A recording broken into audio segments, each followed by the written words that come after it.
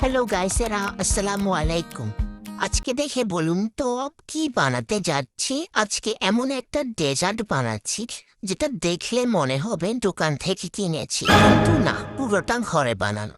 শেষ পর্যন্ত দেখো, কাটার পরের দৃশ্যটা একদম মিস করা যাবে না।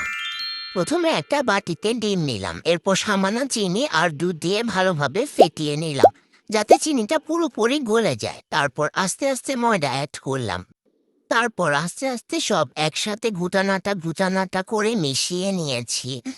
একবারে সব না দিয়ে অল্প অল্প করে দুধ আর ময়দা মিশিয়েছি। এতে ব্যাটারটা একদম স্মুথ হয় আর দলা থাকে না।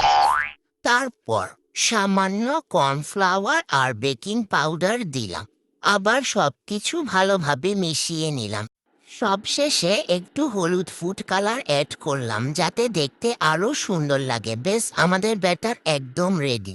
এবার ননস্টিক প্যান নিয়ে এখানে হালকা তেল ব্রাশ করে দেব। তারপর ব্যাটারটা খুব পাতলা করে ঢেলে দিব।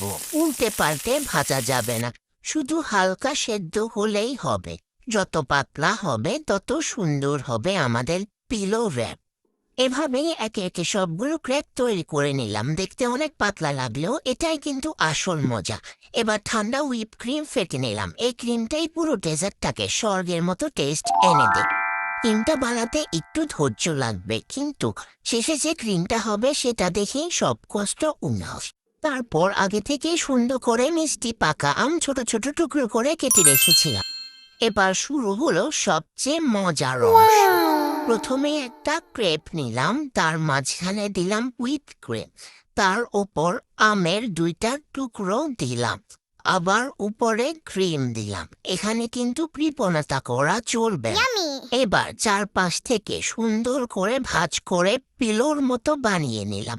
দেখতে কিউট, খেতেও ঠিক ততটাই মজার। আর দেখুন তো কি সুন্দর লাগছে। একে একে সবগুলো একইভাবে তৈরি করে নেব। কিভাবে তৈরি করছি, কিভাবে ভাঁজ দিচ্ছি সেটা আপনারা দেখেই বুঝতে হবে। আমি সেটা বলে বোঝাতে পারছি না হয়তো। সবগুলো বানানোর পর কিছুক্ষণ ফ্রিজে রেখে দিব যাতে সেট হয়ে যায়। এবার কাটার পালা। এই অংশটাই আমার সবচেয়ে প্রিয়। ভেতরে ক্রিম আর আম একসাথে দেখে খেতে ইচ্ছা করছে, তাই না? এক কামড় খেলেই বুঝবেন, একদম সফট, ক্রিমি আর জুসি। গরমের দিনে এর থেকে পারফেক্ট ডেজার্ট আর কি হতে পারে। দেখতে কি সুন্দর লাগছে, তাই না? দেখে একদম খেয়ে ফেলতে ইচ্ছে করছে। Perfect. ভয়েস ওভার দিতে দিতে আমার কিন্তু আবার খেতে ইচ্ছে করছে।